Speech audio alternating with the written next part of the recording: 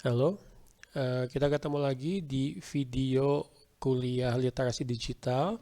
Kali ini kita akan membahas mengenai e-court ya, jadi electronic court atau pengadilan elektronik. Terutama materi ini agar diperhatikan oleh mahasiswa dari Fakultas Hukum ya. Baik, kita mulai. Eh, Pengadilan elektronik atau e-court, electronic court adalah layanan bagi pengguna orang yang mempunyai perkara atau mungkin misalkan meminta kepastian hukum, bagaimana mereka bisa melakukan pendaftaran perkara tersebut yang mereka hadapi itu secara online. Mereka akan mendapatkan taksiran biaya perkara, lalu juga bagaimana membayar perkara online, dan juga pemanggilan secara online, bahkan bisa melaksanakan persidangan secara online. Ini sangat memanfaatkan teknologi informasi dan komputer ya, wifi, internet, aplikasi untuk misalkan video conference, termasuk juga akses ke website untuk melakukan transaksi ya. Bisa contohnya tadi apa itu transaksi pembayaran. Jadi tujuannya adalah mewujudkan asas peradilan yang sederhana, ya, cepat dan biaya ringan. Jadi tidak menyusahkan masyarakat yang mempunyai kepentingan untuk menyelesaikan masalah hukumnya. Kalau kita melihat sejarah e-court itu dimulai dari tahun 1990-an.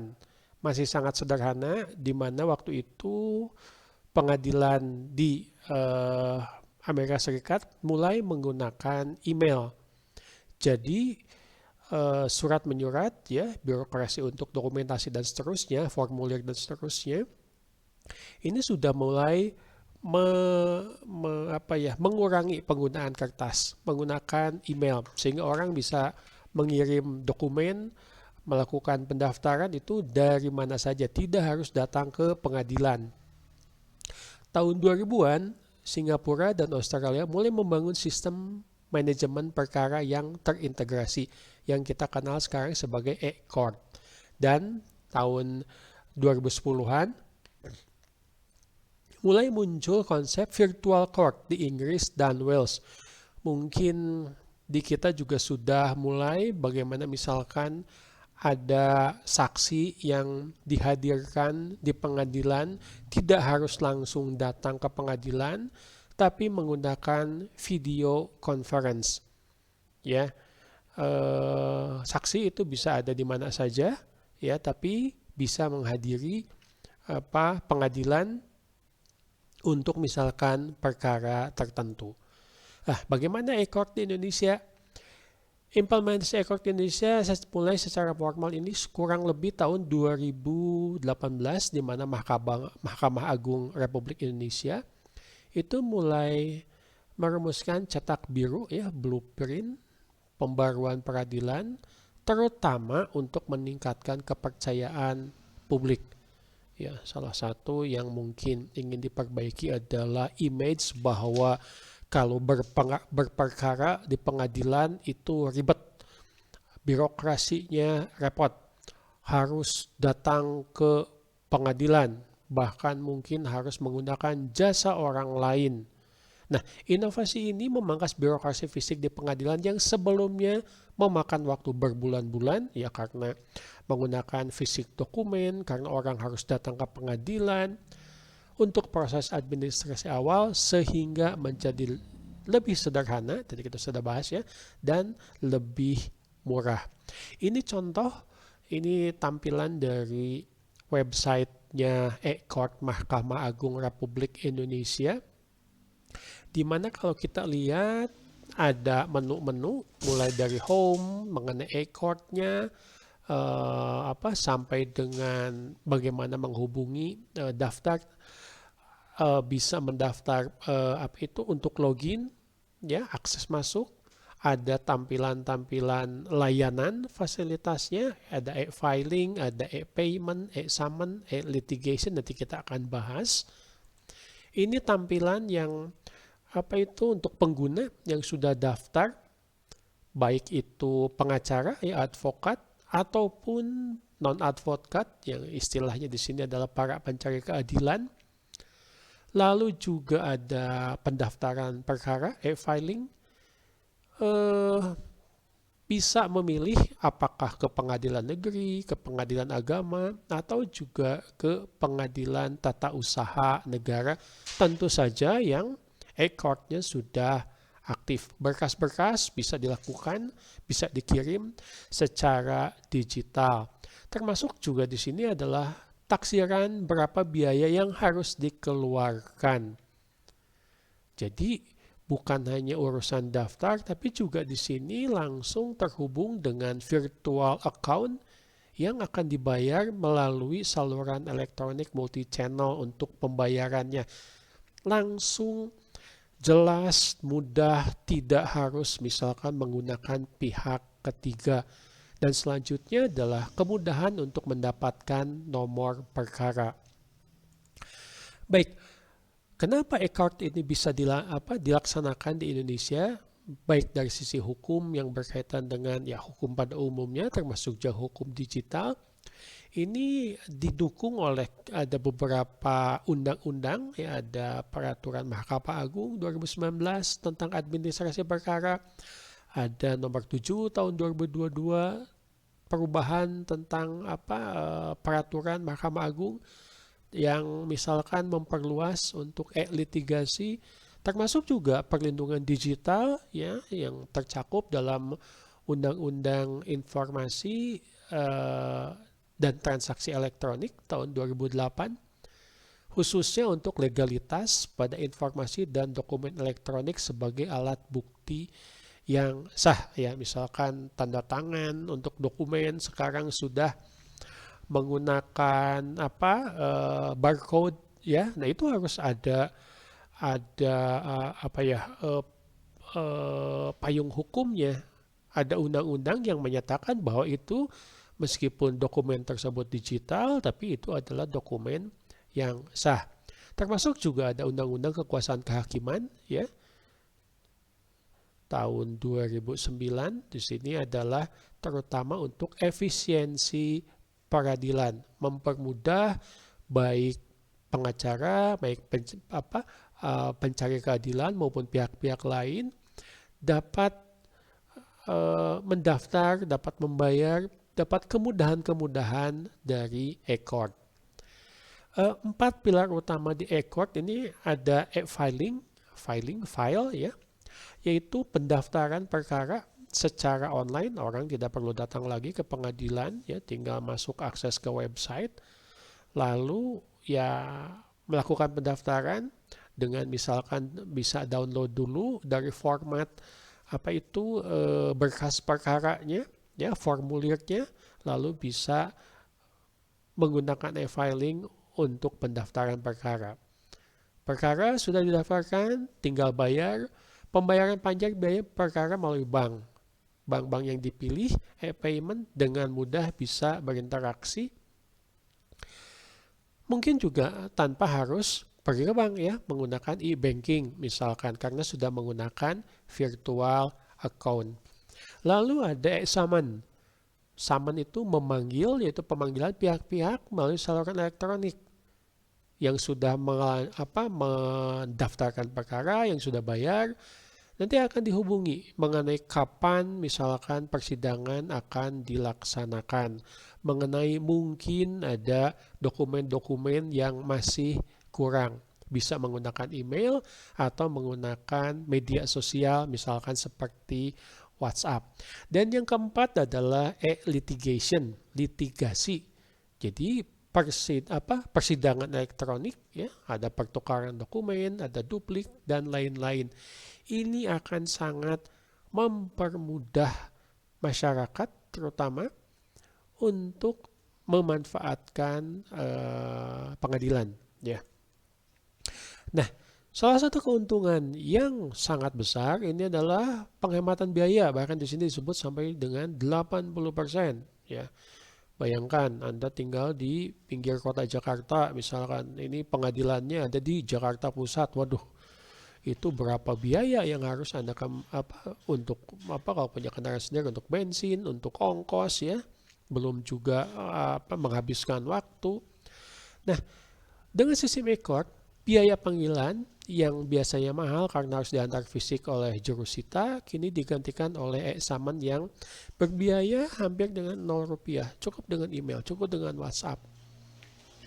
Orang bisa langsung mengetahui biaya pengambilan, lalu juga pendaftar mendapatkan surat kuasa untuk membayar secara otomatis dengan perhitungan transparan. Biaya resmi saja yang harus dibayar.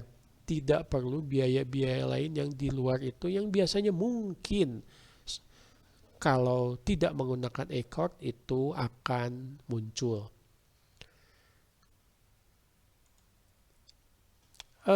Kenapa kita menggunakan e-court? Tentu saja keuntungan, ya. Contoh pendaftaran harus datang ke pengadilan, ini bisa online. Biaya panggilan ini juga harus diperhitungkan dengan jarak. Kalau pakai email tidak ada biaya. Pengiriman dokumen harus dicetak, butuh kertas, butuh administrasi, butuh formulir. Ini bisa pemohon misalkan bisa melayani dirinya sendiri. Download dokumennya, lalu dia isi, lalu upload lagi. Lalu juga transparansi. Kalau sistem manual ini sulit dipantau. Tapi kalau sistem e-court ini sudah ada kepastian, ya. Filing surat permohonan itu sudah sampai di mana? Tahapannya bisa dipantau bukan hanya oleh pihak pengadilan tapi juga oleh pihak yang berperkara. Sistem e-court ini sangat memberikan kemudahan dengan pemanfaatan teknologi TIK, ya, yang maksimal. Nah, salah satu pengadilan yang menjadi pengguna e-court pertama, ya, disebutnya pionir, ya, di Indonesia, ini adalah pengadilan agama. Bagaimana pengadilan agama menyelesaikan kasus perceraian. Jadi caranya adalah mempercepat proses panggilan bagi suami istri yang berada di luar daerah. Tidak perlu pakai surat. Ya, udah pakai suratnya nyasar lagi atau diterima oleh orang yang tidak berhak, dia suratnya hilang, itu akan diminimalisir dengan memanfaatkan email dan misalkan langsung ke WhatsApp. Yang selanjutnya adalah perkara waris, memudahkan koordinasi banyak pihak secara daring. Bagaimana caranya? Ini satu keluarga mau jual tanah warisan, ya, ternyata anaknya banyak, pihak yang terlibat itu banyak, bisa dikumpulkan dalam satu saat. Harus ada surat kuasa. Wah, ini kan cukup kompleks, ya, untuk perkara waris. Bagaimana e-court ini bisa memudahkan? Misalkan tidak semuanya harus hadir secara fisik, bisa memanfaatkan video conference, ya. Lalu juga inovasi lokal, integrasi dengan Dukcapil untuk update otomatis status kependudukan, pindah daerah, ya, pindah status, ya, bisa bertukar data dengan dinas-dinas lain supaya data yang dipakai di pengadilan itu adalah data yang paling terbaru, paling update, dan memiliki kekuatan hukum. Itu, ya.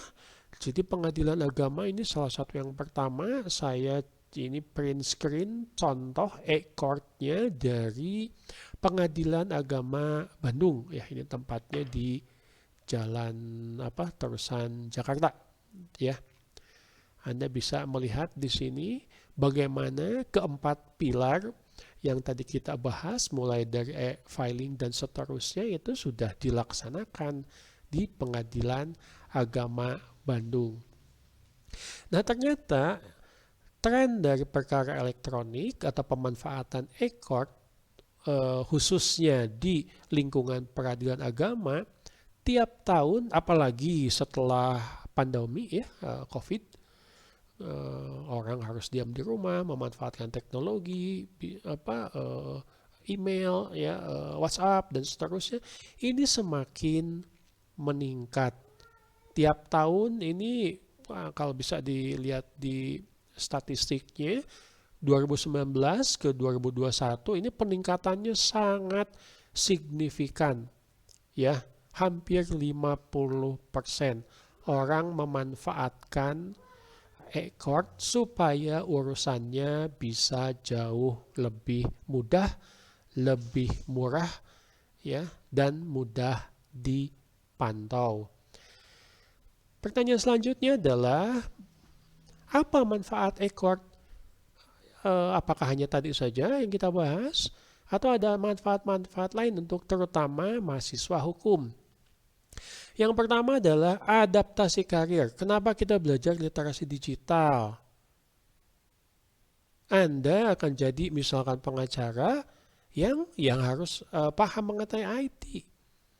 Bagaimana kita bisa memanfaatkan email dengan maksimal, video conference, memanfaatkan formulir digital secara efisien. Apalagi ya, video conference, paham mengenai aturan-aturan yang berkaitan dengan UU ITE. Ini harus bisa dikuasai, ya.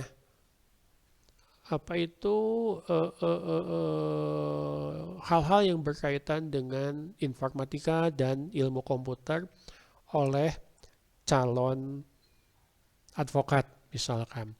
Selanjutnya, bukan tidak mungkin pada saat Anda melakukan skripsi atau tugas akhir untuk menyelesaikan S1 atau S2, Anda butuh riset data, Anda punya akses mudah ke SIPP. Ya, SIPP itu Sistem Informasi Penelusuran Perkara, di mana Anda bisa belajar secara online dari perkara-perkara yang sudah diselesaikan di pengadilan menjadi dokumen, ya. Keterbukaan informasi bisa Anda akses tanpa Anda harus datang ke pengadilan, bisa belajar. Ini akan mengefisienkan waktu. Anda bisa belajar dengan cepat tanpa harus datang ke pengadilan, tanpa biaya yang besar. Nah, e-court juga akan memahami bahwa hukum itu tidak harus kaku, tidak harus lamban, fleksibel, bisa mengikuti kemajuan zaman dan kemajuan teknologi untuk layanan ke masyarakat. Nah, 3 hal ini tidak lepas dari standar global. Bagaimana bahwa yang namanya e-court itu bukan sesuatu yang mendadak muncul, ya, tapi adalah adopsi teknologi untuk pengadilan modern, sehingga pengadilan yang dilaksanakan di Indonesia itu tidak kalah dengan pelaksanaan pengadilan di negara-negara maju di dunia internasional. Nah, ini manfaatnya yang menurut saya juga mempermudah, ya, pembelajaran Anda sebagai seorang mahasiswa hukum. Ini contoh sistem informasi penelusuran perkara, ya, ini print screen-nya dari Pengadilan Negeri Bandung. Ada nomor perkara, ada tanggal register, ya. Ada klasifikasi perkara, ya, Anda bisa klik di detailnya. Mungkin nanti Anda bisa menemukan, ya, detail-detail mengenai masalahnya, mengenai jalannya pengadilan, mengenai keputusan pengadilan, bagaimana nanti mahasiswa bisa belajar mengenai berbagai perkara, ya, ada perdata, ada pidana khusus, dan seterusnya, supaya nanti bisa punya pengetahuan sebelum terjun nanti ke dunia kerja. khususnya pekerjaan Anda sebagai misalkan pengacara atau mungkin Anda ingin jadi jaksa dan seterusnya yang berkaitan dengan pengadilan. Ini sangat mempermudah ya, terutama tadi kalau untuk mahasiswa ini untuk riset. Baik, kesimpulan dari materi kita hari ini adalah e-court itu bukan hanya aplikasi, tetapi juga perubahan paradigma cara kita berpikir, cara kita menyelesaikan sebuah masalah, dan bagaimana kita mengelola birokrasi yang baik, yang cepat ya. Selama ini kan kalau kita dengar kata birokrasi, kesannya berbelit-belit ya, yang mudah jadi susah, yang seharusnya cepat malah jadi lambat ya. Ini kita ubah paradigma ini untuk menuju keadilan digital. Semua orang punya hak, semua orang harus dilayani sama. Nah, pertanyaannya adalah dengan sangat tergantung kepada teknologi digital ya, internet ya, komputer dan gadget lainnya, bagaimana dengan masalah digital divide?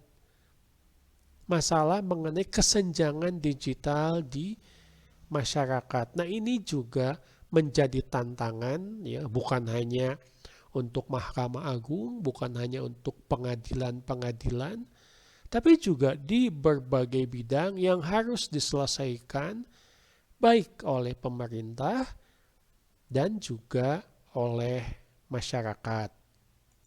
Oke, itu materi kita mengenai e-court ya, atau pengadilan elektronik. Jadi dari paparan ini saya harap Anda punya wawasan kenapa yang namanya kemajuan teknologi informasi dan komputer ini sudah masuk ke berbagai bidang ya.